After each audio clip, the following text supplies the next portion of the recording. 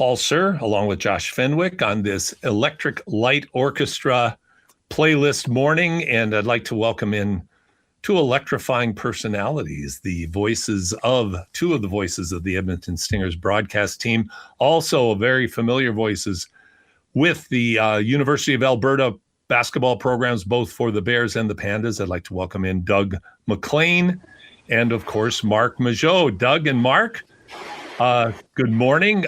Marc, there is no doubt whatsoever about your loyalties in the basketball playoffs right now, as I fully expected to see the New York Knicks cap on.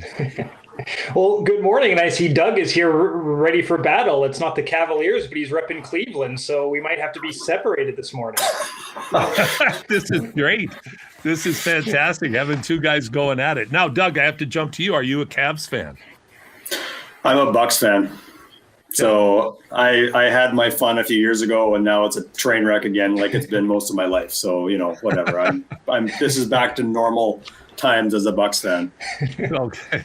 Yeah, unfortunately, that is the case. Although we're going to see a lot of drama this upcoming summer with the Bucks in terms of what the next step is for Giannis.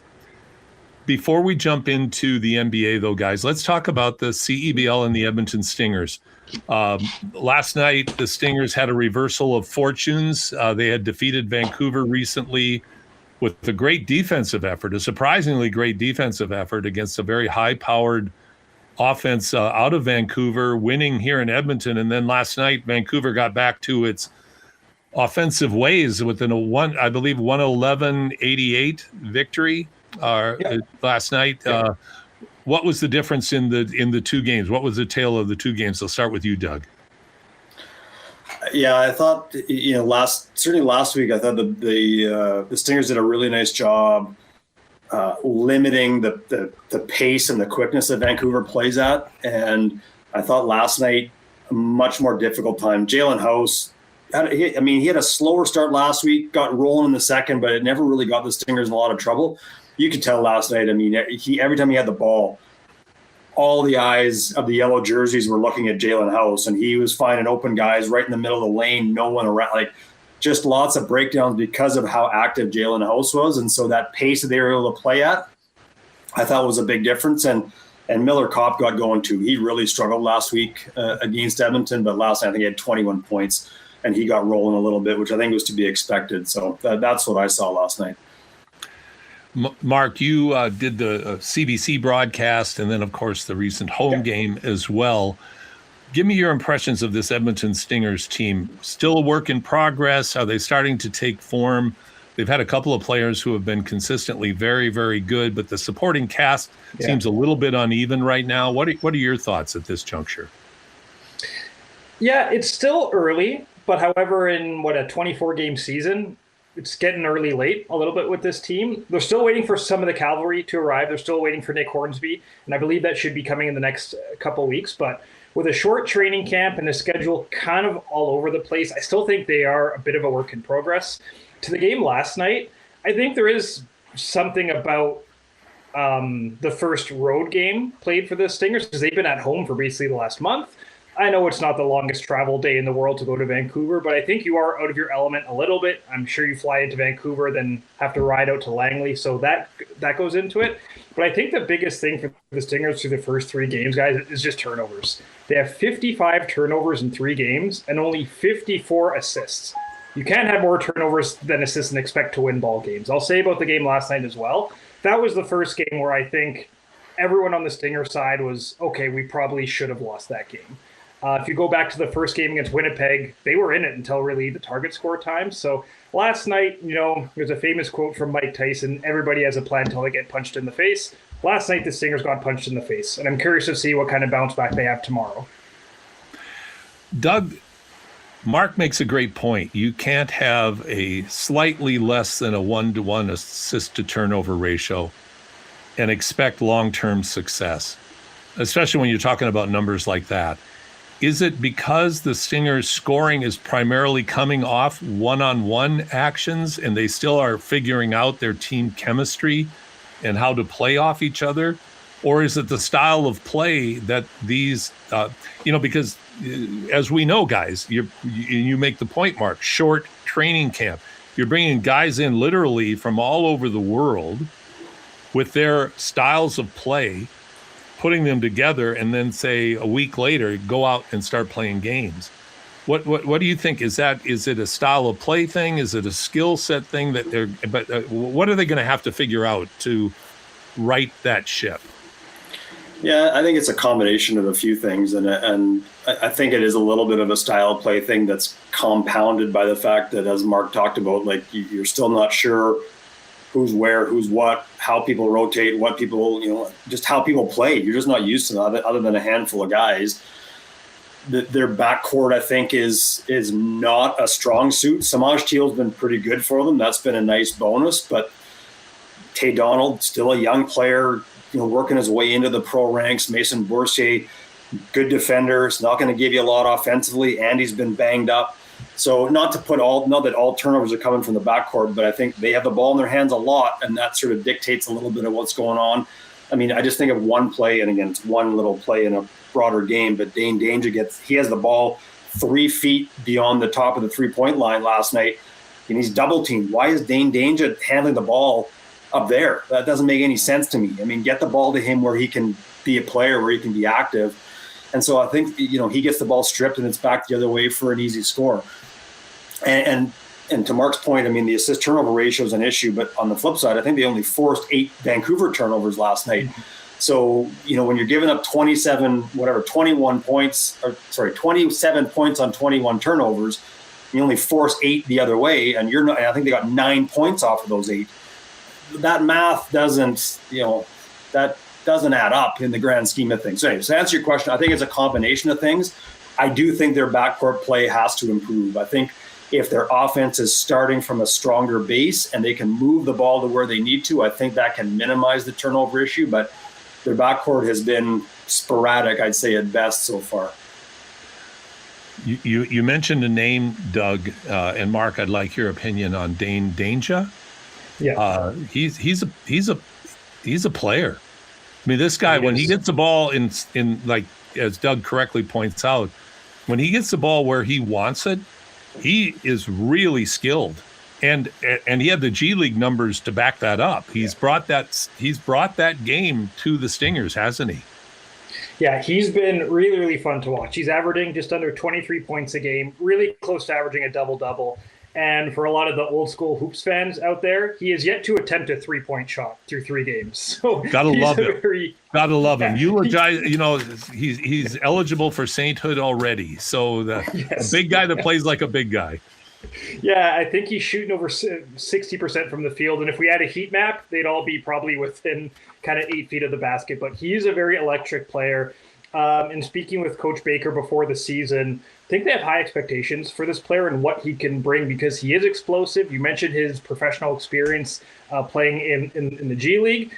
At times, he can get himself into foul trouble, which that happens to the best players from time to time. But I think as he continues to grow, mature, and evolve, he's going to be a real force on this team. If you look at their stats, they're looking for depth scoring. Danger can't do it all by himself. I'm not saying he's trying to do it all by himself, but he leads the way with just under 23 points, and I think the next closest player has 13 points per game. So there is a bit of a drop, and Doug mentioned last night he gets double teamed. That's what teams can do. If other people aren't scoring, they're just going to throw the house at Danger and make someone else beat them, and that's, I think, what we saw last night. Now they face Niagara tomorrow, who's off to a surprisingly bad start, given the kind of tradition and program they have. What is it, Doug? Is it just they probably? I'm not familiar with the intel on their team, and we know from our long time association with the CEBL and with the Stingers is that teams are a work in progress early in the season. Other teams that players that you've recruited, that you've signed, that are coming in aren't ready to come in yet because they're still playing they're still in playoffs overseas. Talk about Niagara. Do they have their full team? Is this just an off year for them? Is this just a slow start? What's your impression thus far? Yeah, it's a good question, and I still kind of in the midst of doing some prep and getting a look at them. So I haven't had the chance to go back and watch their game last night. Again, they only put up 71 points last night in that loss, and yeah, they're missing some players. Khalil Ahmad, who's been, arguably one of, if not the best player in CEBL history in terms of just how his duration and the success he's had. 3-time first-team All-Star, former Player of the Year. I think he's the 2-time now championship weekend MVP with their 2 wins in the last 2 years. So he's not there. And as far as I'm aware, will not be back yet for the game tomorrow. They miss him. It's a new coaching staff too. Victor Razzo has now taken the step back. He's a special advisor. Kimbo McKenzie, who played the last couple of seasons with Niagara, now the head coach. So that's a big jump going from being on the player side to the coaching side. He had done some college coaching in the St. Catharines region. But that's a big jump now, coaching pros. So that's a bit of a different piece.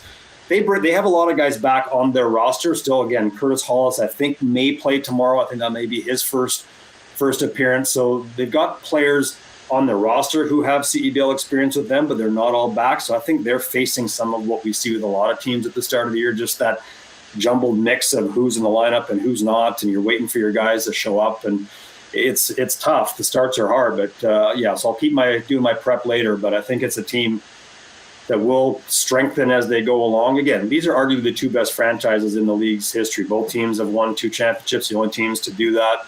They've both made the playoffs in every single season. So there's a lot of pedigree between these 2 teams, and I think we'll see a pretty good matchup tomorrow, even if neither team is maybe at their best right now. You're listening to The Deep Dive on Hoop City with Paul Sir. I am joined by the 2 of the voices of the Edmonton Stingers, Marc Majeau and Doug McLean.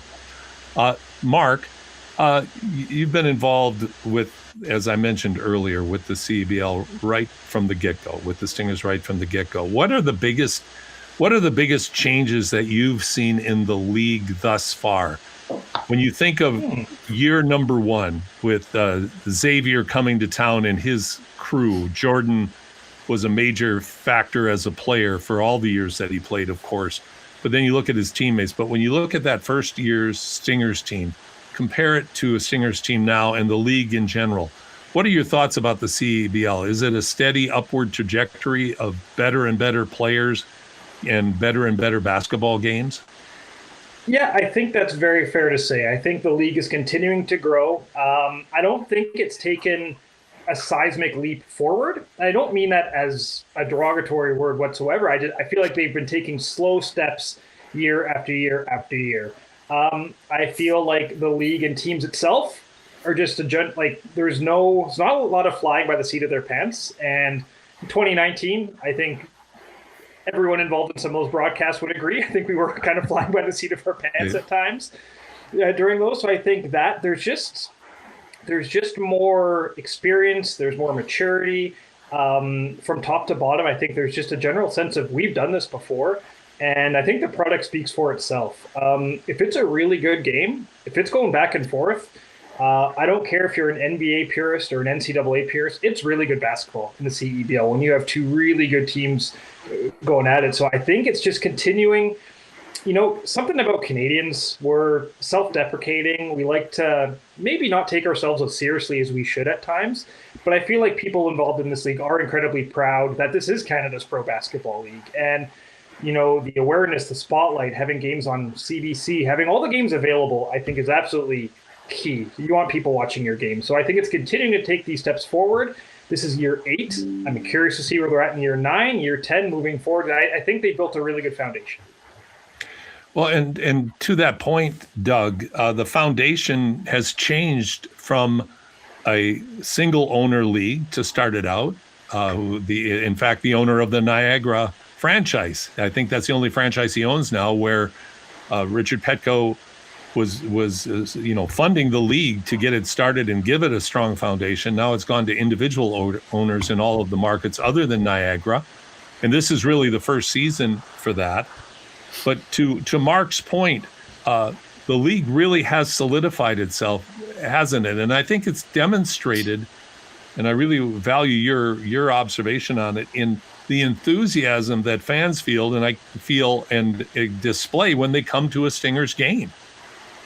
Yeah, I think so. I agree with that. And I think that's been won't say surprising necessarily, because I think to what Mark said, I mean, I think the caliber of the league has been really good from day one. And so I think basketball purists have seen that. If you look back to some of those rosters from year one compared to now, I think that overall talent level, top to bottom, is significantly better, and not to take away from the people that were on those initial rosters. So I think the basketball purists have seen that, and I think it's, because the game of basketball has continued to grow in this country, I think more and more people have gravitated to just enjoying watching the sport. And so, yeah, pretty consistent night in, night out at Stinger games, what kind of crowds you're going to get for sure, which I think has been great. And the respect for the talent level, and again, what Mark said, the entertainment value of what you see, I think has continued to get strong. I think, Paul, as you and I were chatting about a little bit yesterday, I think that the challenge where the league has to go now is it's a little bit of a victim of its own success in some ways, in the sense of, as the talent level coming into the league has gotten better, that means those players are going to have other and unique opportunities. And that might mean NBA Summer League, meaning they're gone for a part of the season. It might mean, hey, I've signed a contract to play in Germany or China or whatever. I got to leave middle of August, so I'm gone. And, that's good in the sense of the kind of players you're bringing in. But from a standpoint of the fan, there's a risk there because, and again, I've brought this out a lot of times, but the issue last year with Ottawa going into the playoffs, and I think it was 5 of their players were just gone after a huge late season run. It's like, okay, well, the integrity of what you're putting out to people starts to dissipate a little bit, and that's a risk unless you start to position yourself as, this is what we are. You're going to see players coming and going. It's the AAA baseball model of players are going to be in, they're going to be gone. And that's just the nature of it. And that's fine. There's nothing wrong with that. I think as long as that's what the fan base understands you're dealing with, then great. But so again, it hasn't been a massive issue, but it's an issue. And I think the league has to consider how it starts to position and present itself to the world, recognizing the fact of the nature of where players are going to go to, mid-season or beyond. Don't you think, Mark, and those are great points, Doug, don't you think, Mark, one of the biggest challenges the CEBL probably will always have, and this actually goes to all businesses, is what's growth look like, and what lane are you actually in, and what dangers do you invite if you try to go outside of that lane and try to become something that you're just maybe not geared to be. And by that, I mean, now they're at 24 games. That looks to me like about as far as you can go. And, and making the season longer for the reasons Doug accurately described, you really can't because of the kind of league you are and the kind of opportunities these players are going to have going down the road. So my question to you, I guess, Mark first and then Doug, is the CEBL in this model with this number of teams, is that good enough? And then should they focus just on continuing to make their processes and games and all of that better? Or do they need to focus on some sort of expansion mentality? Well, between the three of us chatting and also Josh on the other side of the glass, how many leagues have we seen rise and fall within a 10-year period over the last 40 years, right? Like when you talk about too much, too fast, too soon, I think of the USFL. That was a little bit before my time, but I've read books, I've watched documentaries, and they were going fine until they tried to go a little bit too big, and then that league absolutely collapsed. So, Paul, if you're asking me what I would do if I were in charge of the CEBL, I would just try to keep things as status quo as I possibly could for the next few years. Let's let this simmer. Let's let our processes get bigger and stronger. Let's not get too big, too fast, too soon. Let's not expand to markets. The CEBL has already had a couple markets that have been one and done or two and done. And listen, the league survived, but those are gaping holes in those communities that you don't really want to see in other markets. So I think what they have right now is perfect for the schedule, the size of the league, and everything. I love the playoff format that they got back to this year. Yeah. I think they're making some good decisions, but I don't think there's anything wrong with keeping things status quo for a few years, because I think what they have right now is working. To your schedule point, I think anything more than 24 games, you're asking a lot more of your fans, of your players, and all that. A lot of your players are already missing you from the start or the end of your season as well. So I would just try to keep things for a couple of years, let that simmer, let the revenues continue to grow. And then maybe for year 11, you look at, okay, we have this benchmark. What are some other things that we can look to add and maybe expand?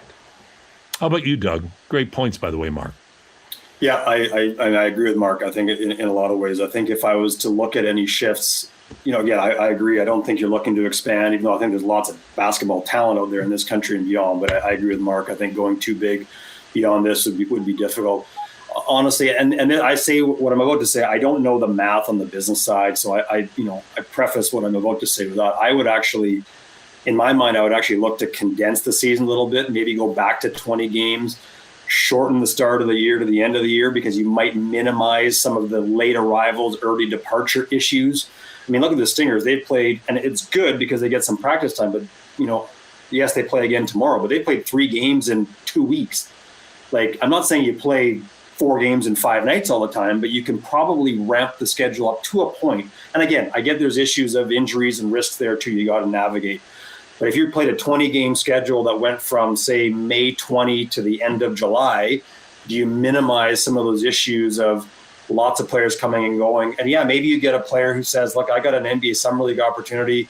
I'm not going to bother going to the CEBL. Maybe that's the risk you take of seeing some guys not come through. But you might just, again, to sort of build on what Mark said, you might just stabilize and entrench the nature of how each team functions, so it isn't this constant coming and going of players and you don't know who's on the roster and who isn't, which I think can then strengthen your connection with your fan base, because they can start to lean in on the kind of players that are there to watch. And maybe that builds into even more year after year players returning, so that, again, you get a little bit of familiarity and continuity.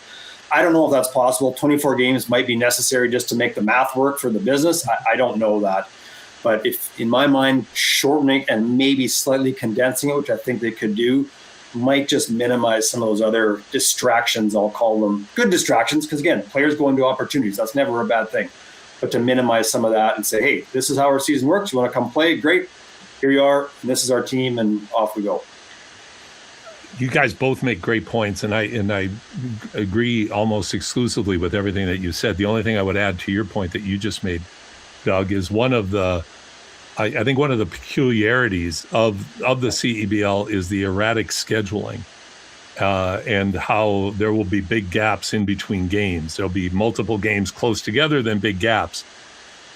And there's always big ifs, because you're dealing with availability of facilities and all of those sorts of things. But to me, 24 games should be able to be played in that time frame that you just laid out without exhausting the players. And we have to take into account this is a massive country that they have to travel against. So when you make a road trip, here's a big road trip, with the exception of Vancouver or Calgary. So those are great points. We're going to wrap up right now, guys, but I got to touch on the New York Knicks for our good friend Mark here, because Mark, the Knicks have been on an absolute roll. They're playing extremely well. Here's my question to you. Josh has boldly stated in his opening comments that the Knicks are going to sweep the Cavs. Is that, and I'm not asking you for the Saturday Night Live Ditka thing, where, yeah, of course New York's going to win. But what I'm asking you is, do you think the Knicks are going to sweep the Cavs? No. I've watched sports long enough to know that anything can happen over the course of the game. But I do think this is going to be, I think they call it a gentleman's sweep, Knicks in 5. I think the Cavs are going to take one of the ones, 3 or 4 in Cleveland.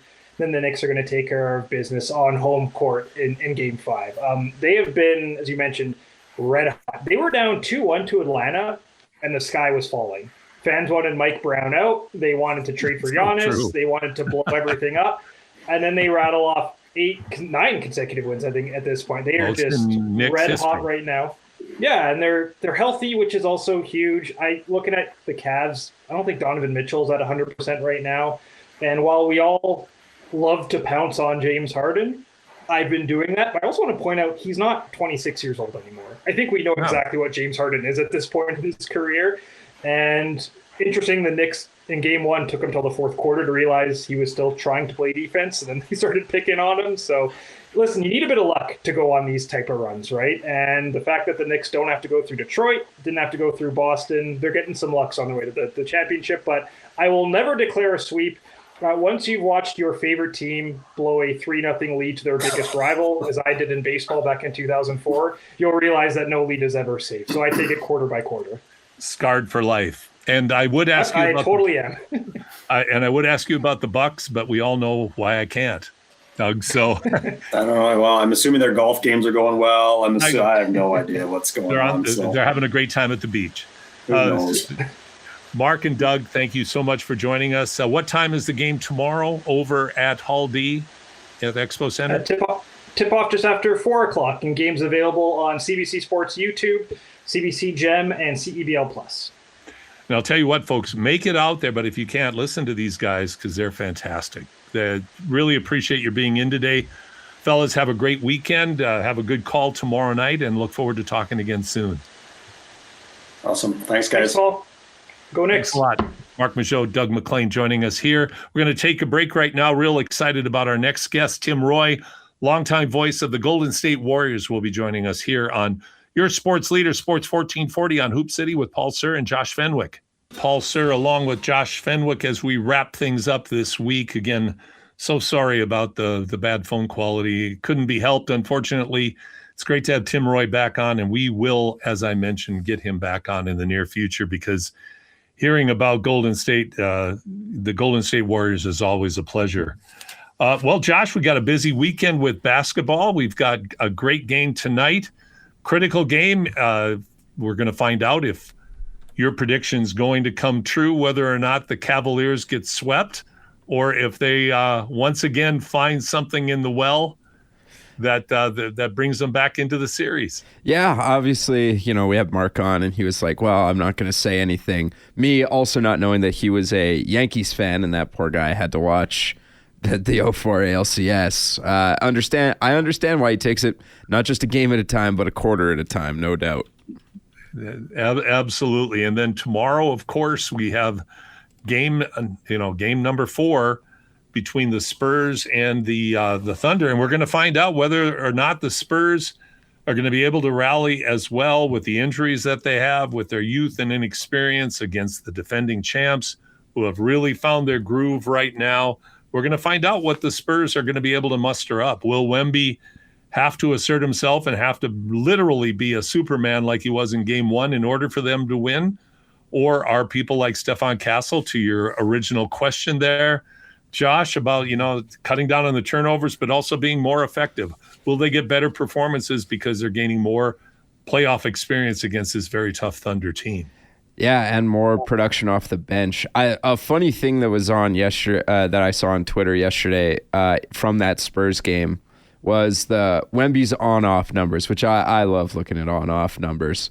When he was off the floor, the Spurs' defensive rating was 200, which means they're basically giving up a layup per every possession per 100 possessions.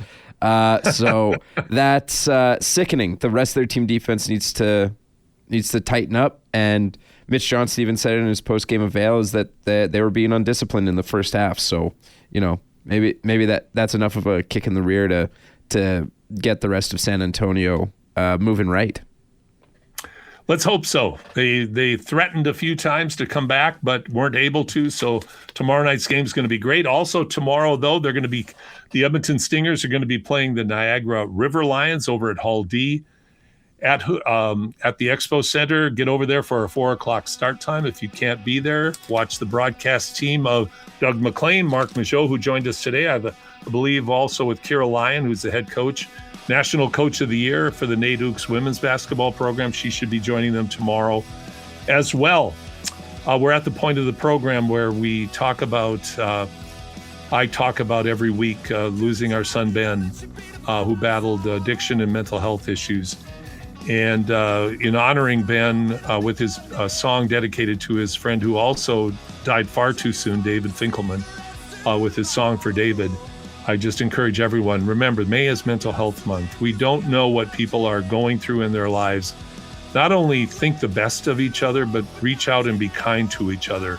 You don't know what people are going through in their lives, and they need our support. Goes back to talking about Sports Central. People need our support when they're in time, and we do not know what challenges people face in their lives. Josh, thank you so much. It's been a great show today, with the exception of Tim's bad connection, but it was even still, I'm glad we got Tim back on. We'll get him back on again real soon. He's a great friend of the program, and it's we want to hear the Golden State voices. Yeah, no doubt. Happy to be back after my week off. So, yeah, looking forward to next week already. Are you a changed man after being up in the Peace Country? Do you have a desire to move up to the woods now and be a mountain man? I think it's every guy's dream to go and build a cabin in the woods, I think. But no, not really. This guy. I like my creature I'd comforts. like to go stay in the cabin that you built. Oh, very good. As far as building it, I'm not going to do that. I think we can work something out. That sounds great. Josh Fenwick, thanks so much for this week. And to all of you listening and watching, thank you for joining us. Have a great week. And we look forward to joining you next week again on Hoop City with Paul Sir on your sports leader, Sports 1440.